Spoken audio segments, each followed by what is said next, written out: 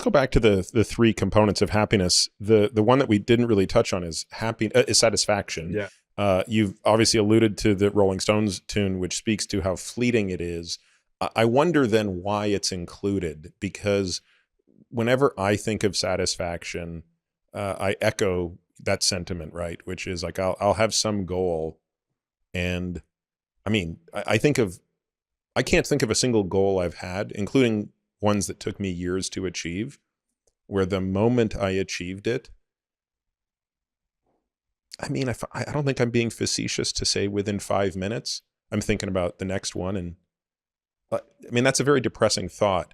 So given the sort of fleeting nature of satisfaction, why is it even a component of happiness? Well, you're not a typical case, Peter. And part of the reason is because you're doing an unusual and an unusually difficult success-oriented thing. Not only are you working for your own success, you're working for your client's success.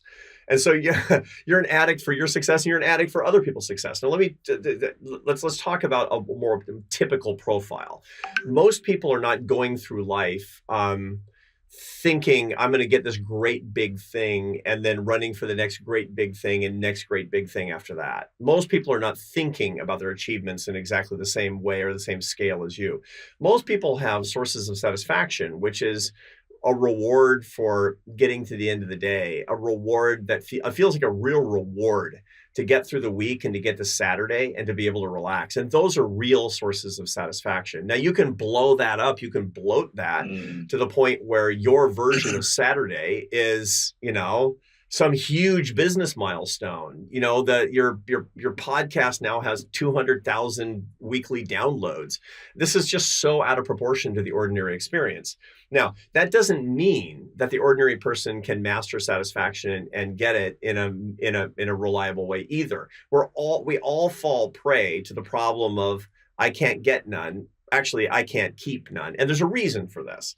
Now, it is extremely joyful to be rewarded, to achieve a goal, even a little goal. I mean, we're made, our brains light up like Christmas trees. We all know, I mean, I've talked on your show many times. I'm a regular listener to your show, and I've heard this many times, and I've heard you on Huberman and all the other kind of parallel shows that people listen to in this suite of how can we improve our lives podcasts and shows that we all have to understand dopamine these days. And dopamine, of course, is a neuromodulator, not of pleasure, but of anticipation of reward. And what it does is it says you're going to get satisfaction if you get this thing, and you're going to get it forever. Dopamine's a liar. Mother Nature's a liar. She's horrible. Mother Nature basically says if you're going to, that new car smell, it's going to last forever.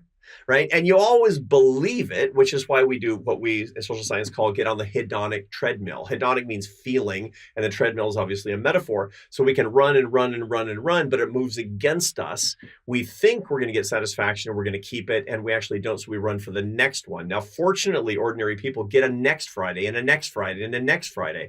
But if you're doing this and your main objective is the next big financial milestone, something out of proportion to the ordinary human experience, then it becomes quite tyrannical.